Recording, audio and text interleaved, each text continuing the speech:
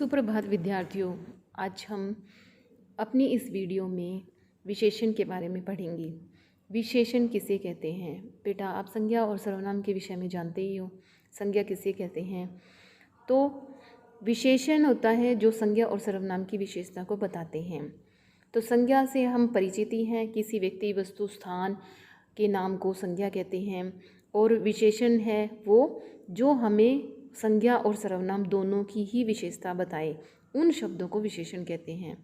तो देखिए, जैसे आप कोई भी एक वाक्य है, उसमें आपको एक विशेषण छांटने के लिए कह दिया जाए तो आप उसको कैसे छांटेंगे? Means adjective. तो जैसे स्मृति को कविता लिखने का बहुत शौक है, वह कविता बनाकर अपने दोस्तों को ईमेल करती है। आप भी उनकी लिखी कविता को पढ़िए।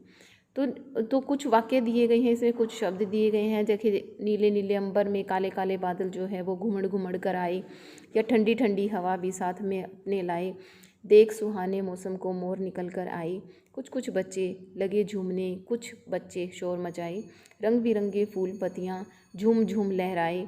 उपयुक्त कविता में नीले नीले काले काले ठंडी ठंडी सुहाने, ये जो शब्द दिए गए हैं, इनसे क्या पता चलता है बेटा? इनसे पता चलता है कि आप ये क्या हैं, ये हैं किन इनके ऊपर वाले शब्दों की विशेषता को बता रहे हैं। तो ये हैं विशेषण। तो जो संज्ञा और सर्वनाम की विशेषता को बताने वाले हैं, जैसे ये नीले नीले हो गया, या ठंडी ठंडी हो गया, ये देख सुहाने हो गया, कुछ कुछ बच्चे हो गया, रंग बिरंगे फूल हो गया, तो ये क्या है? उसमें वो विशेषता बता रहे हैं शब्दों की, कि बच्चे कैसे कुछ कुछ हैं, बच्चे कुछ कुछ हैं, और फूल जो है वो रंग बिरंगे हैं, हवा कैसी है? ठंडी ठंडी है, अंबर कैसा दिखाई दे रहा है? वो नीला नीला दिखाई दे रहा है। तो विशेषण जिन संज्ञा या सर्वनाम शब्दों की विशेषता को बताते हैं, उन्हें विशेष्य कहते हैं। तो विशेषण का प्रयोग विशेष्य से पहले या बाद में किया जा सकता है। तो ये है इम्पोर्टेंट बेटा, कि विशेष्य से पहले या बाद में इसका प्रयोग किया जाता है विशेषण का। जैसे बाजार में ताज़ी सब्जियां मिल रही हैं, तो इसमें ताज़ी क्या हो गया? एक ये विशेषण है, और ये हो गया विशेष्य। ये आपको दिखाई दे रहा है, इसमें ताज़ी है, जो ये क्या है? मैं 7वीं कक्षा में पढ़ती हूँ। 7वीं क्या है? विशेषण है, और विशेष्य क्या हो गया? कक्षा। यानी जिसकी विशेषता बताई जाए वो होता है विशेष्य, और जो विशेषण है वो उसकी विशेषता को बता रहा है संज्ञा और सर्वनाम की। तो उसके स्कूल की यूनिफॉर्म लाल है, मुझे जेब खर्च के लिए थोड़े पैसे दो। तो कितने पैसे दो? थोड़े। स्कूल की यूनिफॉर्म कैसी है? लाल। तो यूनिफॉर्म की विशेषता क्या होगी? वो कैसी दिखने में है? लाल है। मुझे जेब खर्च के लिए थोड़े पैसे दो, कितने पैसे दो? थोड़े। तो पैसों की विशेषता क्या की? थोड़े। तो बेटा, विशेषण के कितने भेद हैं? विशेषण के होते हैं 4 भेद। कौन कौन से? एक तो होता है गुणवाचक विशेषण, एक संख्यावाचक विशेषण, एक परिमाणवाचक विशेषण, एक सार्वनामिक विशेषण। तो ये विशेषण के 4 भेद हैं। फिर जिन विशेषण शब्दों से संज्ञा या सर्वनाम के गुण या दोषों का बोध होता है, उन्हें कहते हैं गुणवाचक विशेषण। क्या कहते हैं उन्हें?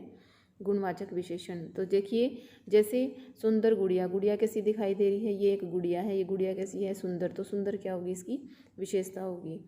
ठीक है। फिर कार कैसी दिखाई दे रही है? काली दिखाई दे रही है। तो कार की विशेषता क्या होगी? वो काली है। काली कार कैसी है? काली है। गुणवाचक विशेषण में संज्ञा और सर्वनाम की प्राय निम्नलिखित विशेषताओं का बोध होता है। कौन सी? जैसे गुण का पता लग रहा है, उसमें कौन सा गुण है? अच्छा है, बुरा है, कैसा गुण है उसमें? लाल। रंग कैसा है? काला, लाल, नीला, सांवला, हरा है। आकार कैसा है? बड़ा है, गोल है, छोटा है, मोटा है, ऊंचा है। तो वो जो है हमें पता लग रहा है इसमें। स्वाद कैसा है? खट्टा, मीठा, कड़वा है, नमकीन है। दोष, आलसी है, दुष्ट है, बुरा है, पापी है। स्थान और समय, प्राचीन, नवीन, आधुनिक, भारतीय और पाकिस्तानी आदि। संख्यावाचक विशेषण किसे कहते हैं? संख्यावाचक विशेषण बेटा वो विशेषण होता है जो संज्ञा और सर्वनाम की संख्या का बोध कराता है, तो उन्हें कहते हैं संख्यावाचक विशेषण। जैसे 6 केले हैं, तो केले की विशेषता क्या? वो 6 होंगे। लोग कैसे हैं? जैसे कई लोग दिखाई दे रहे हैं। बंदर कैसी है? वो 1 है। तो वो क्या पता चल रहा है? उसकी संख्या का बोध करवा रहा है। तो ऊपर दिए गए शब्दों में 6, कई, 1, ये जो शब्द हैं उससे किसका पता चल रहा है? केले, लोग और बंदर की संख्या का बोध करवा रहे हैं। तो ये हो गए बेटा संख्यावाचक विशेषण। उसके बाद है संख्यावाचक विशेषण के भी 2 भेद होते हैं। कौन से? एक तो होता है बेटा निश्चित संख्यावाचक विशेषण, और दूसरा होता है एक निश्चित संख्यावाचक, एक अनिश्चित संख्यावाचक। तो जिन विशेषणों से विशेष्य की निश्चित संख्या का बोध होता है उन्हें निश्चित संख्यावाचक विशेषण कहते हैं, जैसे 2 आदमी, 4 हाथ, 5 कुत्ते आदि। तो जिन विशेषणों से विशेष्य की संख्या का हमें निश्चित रूप से बोध नहीं होता वो होते हैं अनिश्चित संख्यावाचक विशेषण बेटा।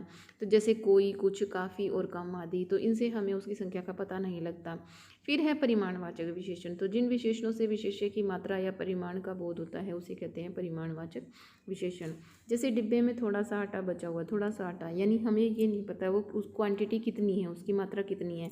2 किलो घी देना, फिर थोड़ा सा 2 किलो और आटा और घी, इसकी मात्रा का पता जो है जो नहीं चल रहा है, तो वो हो गया अनिश्चित संख्यावाचक विशेषण में। तो इसके 2 भेद होते हैं बेटा, एक निश्चित में और एक अनिश्चित। तो विशेष्य की जो निश्चित मात्रा का बोध कराते हैं वो होते हैं निश्चित परिमाणवाचक, और जो निश्चित मात्रा का बोध नहीं होता वो होते हैं अनिश्चित परिमाणवाचक। तो निश्चित में आ गया 4 लीटर दूध और 4 किलो चीनी, तो ये हो गए निश्चित परिमाणवाचक के अंतर्गत।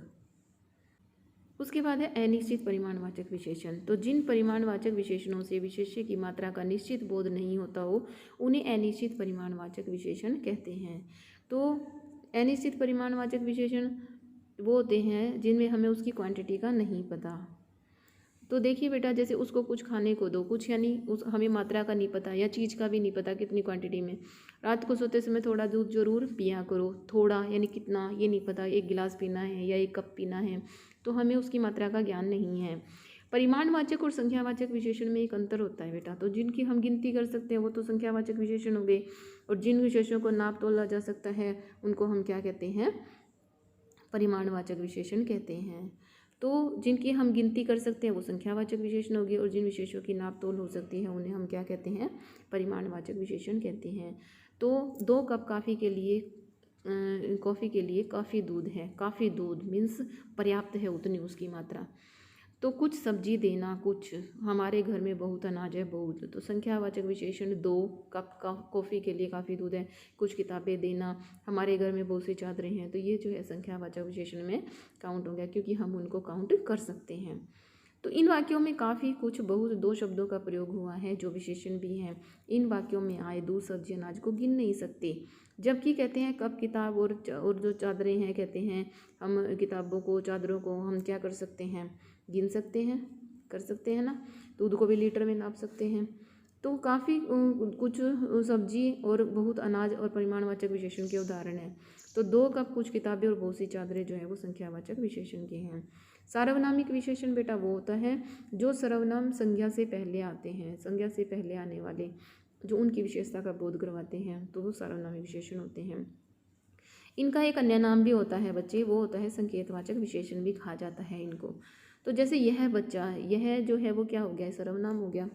तो ये सर्वनाम जो है किसकी, बच्चा शब्द की क्या बता रहा है, विशेषता बता रहा है, और सर्वनाम से जो है हमें बंगला की ओर संकेत किया जा रहा है। देखो वह जो है, इसमें इस वाक्य में वह जो है वो बंगले की तरफ इशारा कर रहा है। तो यह सर्वनाम बच्चा शब्द की विशेषता बताने के कारण सर्वनामिक विशेषण हो गया, और वहाँ पर जो है वह जो है वो बंगला की ओर संकेत करना है, तो वहाँ वह जो है वो सार्वनामिक या संकेतवाचक विशेषण हो गया। तो आज बेटा हम इस वीडियो में इसके सर्वनाम और सर्वनाम के भेदों के विषय में पढ़ा है। हम इसके अगली वीडियो में इससे आगे जो है इसकी अवस्थाओं के, विशेषण की अवस्थाओं के बारे में भी पढ़ेंगे। यदि आपको यह वीडियो अच्छी लगी है तो आप इसे प्लीज़ लाइक कीजिए, सब्सक्राइब कीजिए, और हम अपनी अगली वीडियो में इसी के दूसरे अध्याय के साथ मिलेंगे। धन्यवाद।